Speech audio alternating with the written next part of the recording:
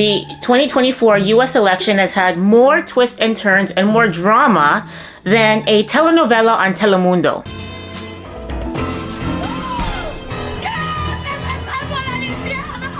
There's a time that Vivek Ramaswamy used algebra to call out Nikki Haley. Nikki is corrupt. This is a woman who will send your kids to die so she can buy a bigger house. There's a debate moment where even subtitles couldn't translate what the fuck Joe Biden was saying. The total initiative relative to what we can do with more border patrol and more asylum officers. President Trump?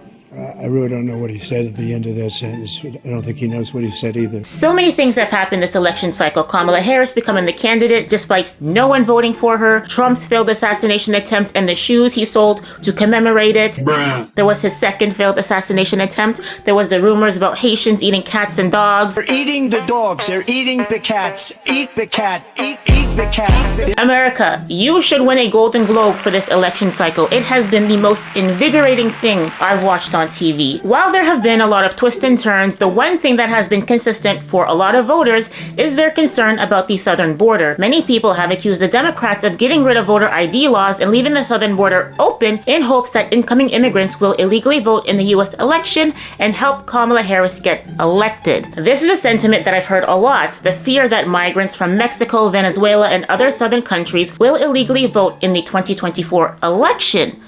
But it seems you forgot about Canada. A claim that has been circulating all over social media is that Canadians have been crossing the border into the US and illegally voting in the 2024 election. I personally know a few of my Canadian friends who are literally going to go across the border and vote in the US election. No voter ID required. I'm Canadian and live on the border, may drive across just to go vote for Trump because they don't need ID to vote over there. Canadian here too. Just crossed the border at Windsor and voted Trump. No ID required. What is all this about?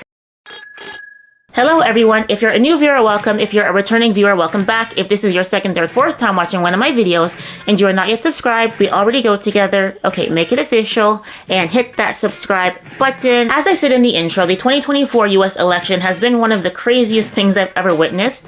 And as of the making of this video, I don't know who the winner is, but it seems like Trump has a real shot at a second term. When Kamala Harris was first announced as the Democratic candidate, she was the media darling. She was the second coming of Krishna, if you will. All the headlines from left-leaning publications were artificially favorable to her and always critical of Trump. But as the race has worn on, the media has shifted and we see people like Van Jones of all people willing to be critical of her. I think that the word salad stuff gets on my nerves.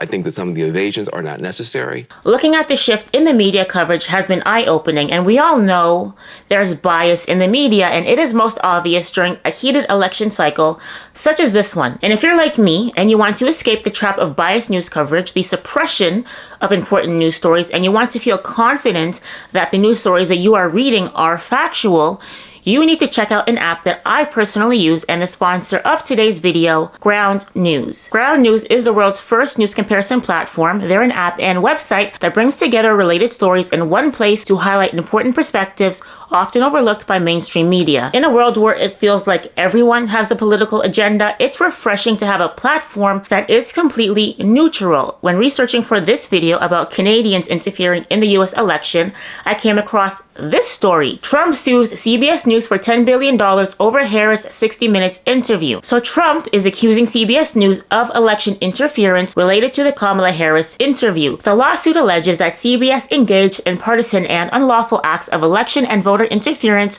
to mislead the public. This story has been reported by 199 different sources, 27% left-leaning, 29% centrist, and 45% right-leaning. And with Ground News, we can easily compare how different sources are reporting the story. For example, Vanity Fair, which is a left-leaning publication, wrote this headline: Trump's $10 billion lawsuit against CBS previews a potential scary future for journalism. Compared to The Telegraph, which is a right-leaning publication, and wrote, Trump sues CBS for $10 billion over Kamala Harris editing scandal. Vanity Fair's headline is meant to fearmonger, while The Telegraph wrote their headline in a very matter-of-fact way. So it is very interesting to see how different sides of the political spectrum discuss discussed the same news story? Another cool feature that is unique to Ground News is the blind spot feature, which shows you stories that are underreported by one side of the political spectrum. For example, this story. JD Vance tells Joe Rogan a senator has serious COVID vaccine side effects. This very important story has been completely ignored by the left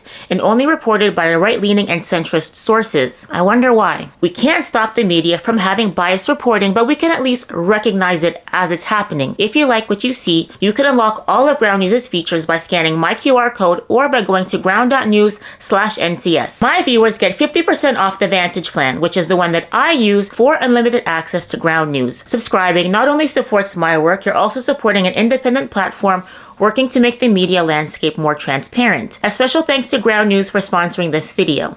So, Canadians interfering in the US election. I first heard this story from a friend who told me they saw it on Instagram, and so I investigated and I found this Toronto news page. Canadian man goes to America to vote for Trump thanks to no voter ID. The Canadian man they were referring to is this Twitter user, Wizard of Soho, who shared this post on Twitter. I am Canadian, but USA doesn't require voter ID, so I figured I would drive across the border and vote. Kind regards. This post was viewed over 13 million times, and more similar tweets began popping up. I heard that you don't need an ID to vote in the US presidential election. As a Canadian, I decided to travel across the border and do my part. As a proud Canadian, this is now my 5th daily trip across the border to participate in the US elections.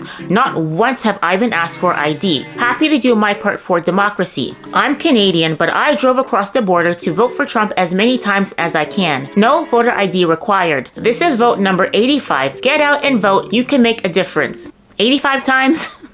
That is unemployed behavior, my guy. Nothing happens in Canada. There are hundreds of tweets like this circulating all over Twitter. Yes, I'm still calling it Twitter. I don't care. But the question is, are these people telling the truth or are they trolling? Well, the original tweet, which was viewed 13 million times, was definitely a troll. The originator of the post seems quite amused that he went viral. Quote, I have actually gone viral on Canadian news channels. What the f is happening? Do they know that 99.9% from your content is fake? So you going to vote probably is also. Lefamau, they don't know. They can't have news.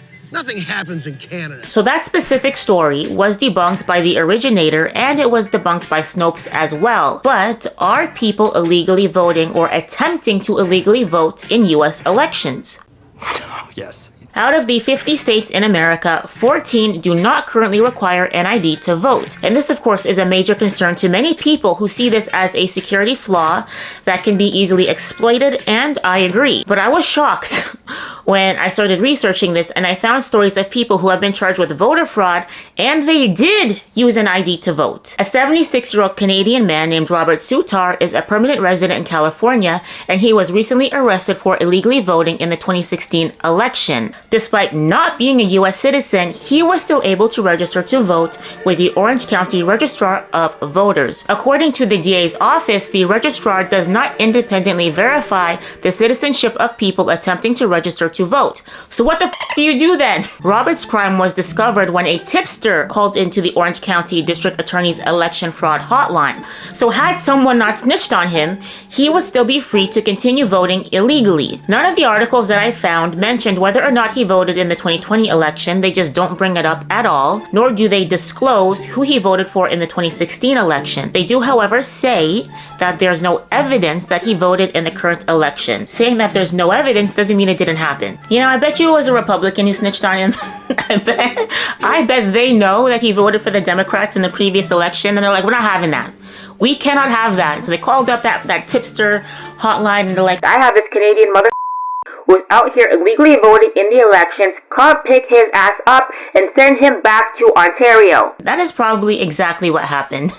But his story is not the only one that I have found in regards to election fraud. A 19-year-old Chinese student who is currently studying at the University of Michigan and living in Ann Arbor illegally casted a vote in the 2024 US election. So this one that's happening right now, despite the fact that it was done illegally, his vote will still count. The Chinese student, whose name is being protected for reasons, I don't know why they're not giving his name. It's suspicious, but he used his university ID and other documents to demonstrate his residency in Ann Arbor while filling out a same-day voter registration form.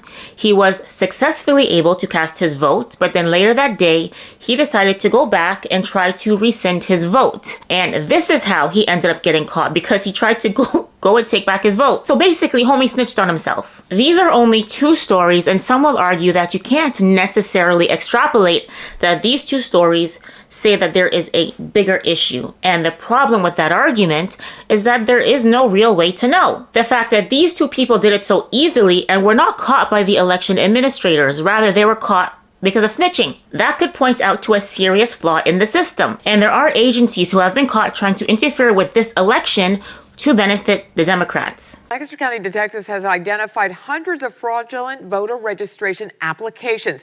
More counties are now finding issues. The Monroe County District Attorney identified an Arizona-based company with clients, including a number of Democratic campaigns, as being responsible for the fake forms here. There was discrepancies. People were voted and canceled here already.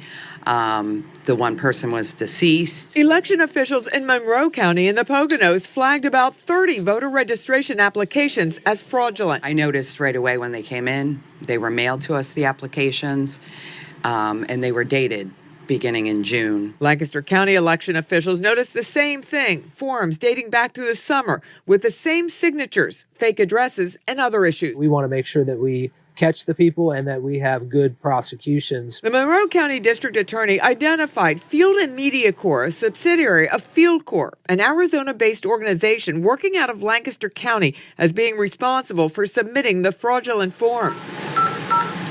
I reached out to the company, but no one answered or returned my calls. If you could call me back, I appreciate it. The company's website lists a number of Democratic clients, including the Biden-Harris campaign, Senator Mark Kelly of Arizona, and the Arizona Democrats. Field and Media Corp says it does voter registration.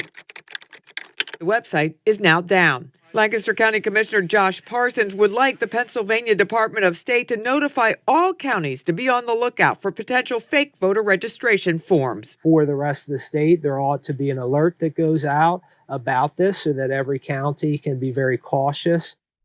And the Lancaster County District Attorney is investigating the fake forms here. Charges could be filed in the case. Barbara Barr, News 8. This election is going to be a hotly contested one. As of the making of this video, the results of the election are not known, but my prediction is that regardless of who wins, there will be investigations into election interference, and it may not be unfounded. Anyways, that's all I have for this video. If you liked it, please don't forget to hit that like button. If you are not yet subscribed, please don't forget to hit that subscribe button. If you'd like to support my channel, there are a few ways that you can do so. You can check out the sponsor of today's video, Ground News. The links for them will be in the description box down below, as well as the links to my social media platforms and my Patreon account. Thank you guys so much for watching. I will see you in the next one, and I will have 2 more videos for you in the end cards. Take care. Bye.